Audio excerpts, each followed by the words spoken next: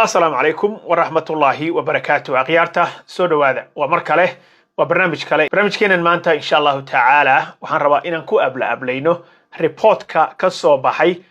نتنياهو يو مدحوين ترامب أو كسابسن أرمها غزة مدحوينها دالك مريكان دونالد جي ترامب ayaa wuxuu sheegay in uu rabo oo damciisa uu yahay in uu dadka reer Gaza oo ka raro gobolka Gaza oo dhan oo uu nadiifiyo reer Falastiin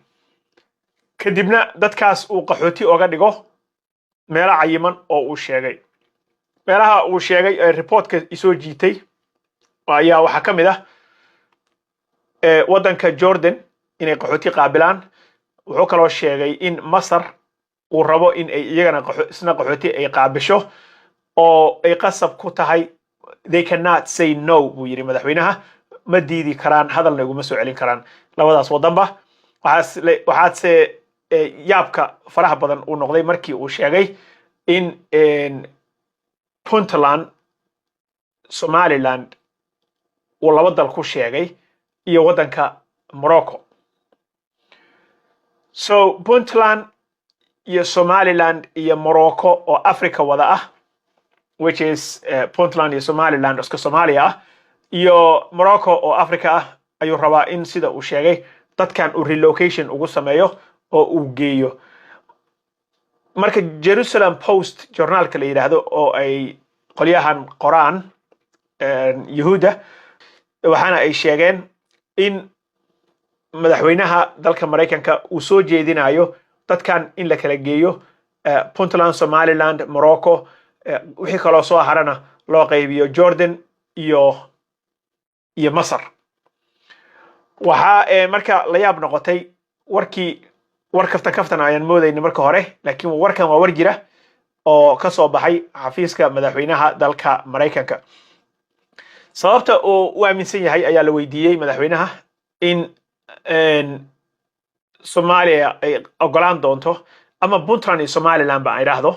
iyo Morocco ba ay ogolaan doonaan dad fresh ah oo qaxootiya oo cusub oo Falastiiniyiin in la soo duldejiyo waxa keeni kara ama qasbi kara in ay ogolaadaan in dadkaas la soo duldejiyo wuxuu sheegay in saddexdaba waa sheekada meesha ugu cajiibka badnayd wuxuu sheegay in Puntland iyo Somaliland ay aqoonsi raadinayaan moogi meel ay Puntland ku codsatay aqoonsi international ah in ay hesho caalami ah oo Soomaaliya kaga go'do laakiin Somaliland waa la dhihi karaa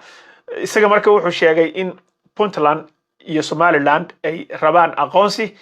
aqoonsigana isaga uu sidoo sheegay gacanta uu ku hayo sidoo kale Morocco oo gobol la yiraahdo West Sahara Morocco oo gobolkaas West Sahara ay isku haystaan in uu aqoonsado in ay part of Morocco ay tahay oo Morocco ay ka tirsan tahay so adaka uu sameeyay wareegii hore oo madaxweynaha uu ahaa West Sahara wuxuu aqoonsaday in ay Morocco tahay ayagana waxa ay sameeyeen in ay xiriir toos ah la yeeshaan wadanka Israel oo Israa'iiliyiinta iyo iyaga xiriir fiican laga dhigo safaaradaha la kala furto uu uga bedeshay haddana wuxuu rabaa inuu ku taraagareeyo in ay dhahaan inuu ku yiraahdo qaxootiga Gaza aan rabo waliba qaxooti ma aha dadkan aan rabo inaan ka soo raro meeshoodii oo aan ka barakiciyo guryahooda waa inaad qaabishaan oo aad haysaan marka Puntland way baahan tahay buu yiri Somalilandna way baahan tahay aqoonsi way baahan tahay Morocco waxa meeshan la isku haysto baan rabaa inaan u isticmaalo bargaining chip inaan u isticmaalo oo aan ka dhigto waxaan ku gorgortamo article ku soo baxay qaybtiisa newska waxa ii soo baxday in sheekadan ay ka qoto dheer tahay sheeka oo habeen hore Trump uu isaga riyooday waxaan soo akhriyay qoraalka waxa ku qoraal si qoto dheer uga hadlayay in program lisla og yahay uu ahaa Eric Kushner ninka la yiraahdo oo madaxweynaha dalka Mareykanka wiilka sodoga uu u yahay oo isagu ka soo jeeday qolyahan Yahuuda ba bishii saddexaad sanadkii tagay 2024kii wuxuu ku qoray ama shir uu ka sheegay meel madal ah in Gaza ay rabaan inay ka dhigaan magaalo xeebeed qurux badan oo hoteelo leh oo sida The Riviera Mareykanka meel ku taala oo beach front ah oo xeebta liida oo kale ah oo hoteelo ku yaala oo lagu raaxaysto oo la dego oo Mareykanka ay gacanta ku hayaan in uu ka dhigo ayuu sheegay bishii saddexaad sanadkii la soo dhaafay weeye waxa kale oo jira Eric Kushner kaliya ma aha nin kale oo hadeer jaga fiican oo heer sare ah uu ka siiyay madaxweynaha dalka Mareykanka oo isagana sidoo kale real estate-ka ka shaqeeya oo guryaha la gadaayo iyo saraha la dhisaayo iyo alaabahan maaragtay in dhulka inta lala wareego casinos in laga sameeyo meelaha lagu qamaaro oo hoteelada quruxda badan leh especially meelaha xeebaha leh sida hadda Gaza oo kale ninkaas iyo Eric Kushner oo madaxweynaha uu sodog u yahay laakiin isaga qabiil ahaan iyo qolo ahaanba qolyahaas ka soo jeeda Yahuuda iyo waa balaan sii deganaa oo sanadkii hore la sii dejiyay iyo rag uu ku jiro madaxweynaha naftiisa dalka Mareykanka waxaad ogtihiin in uu lacagta uu haysto oo dhan uu ka sameeyay real estate oo kasinooyin iyo hoteelo iyo Trump Tower iyo wax dhan uu iska leeyahay so waa nin aad iyo aad ugu fiican xagga dhismaha iyo projectyada noocan oo kale ah maybe madaxweynenimada iyadoo kaga fiicnaan lahaa laakiin qorshaha ay wadaan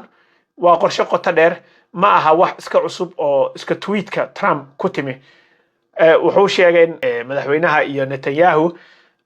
markii la soo arkay inay oo ay rabeen inay weydiiyaan bal arrinkii ay sheegaysay oo ahaa real estate-ka dhismayaasha iyo waxyaabahan aad ka ganacsato oo aad maalinkii ka warramaysay inaad Gaza ka dhigi doontaan meel noocaas ah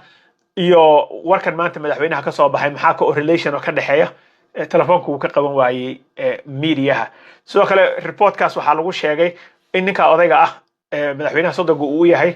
uu real estate fara badan uu ku leeyahay wadamada Carabta so sheekadan Falastiiniinta in la raro oo dhulkooda laga qaado meeshina laga dhigo meelo oo lagu raaxaysto oo kasinooyin laga furto oo hoteelo laga furto waxaa ka hor yimi wadamo aad u fara badan sidoo kale waxaa iska diiday hadalkaas oo si adag uga hor yimi wadanka Saudi Arabia iyo 6 wadan oo kale oo ku jirta Arab League iyagana way ka hor imaadeen si adagna way ma aragtay gaashaankay u daruureen arrinkaas in uusan dhici karin waa diideen laakiin Saudi Arabia waxay sheegeen in madaxweyne Trump uu sheegay inay ogolaayeen marka hore laakiin Ben Salman hadal uu soo saaray wuxuu si adag uga hor imaaday decisionkaas iyo go'aankaas la sheegay in uu ku raacay Trump markii hore marka waa arki doonaa waxa ka soo naasacadaada iyo sida ay storygan develop gareynayo bal meeshii kala dhaadhacdo laakiin intaas ayaan rabay inaan insha Allah ku darsado Netanyahu iyo Trump kulankoodii wa salaam alaykum wa rahmatullahi wa barakatuh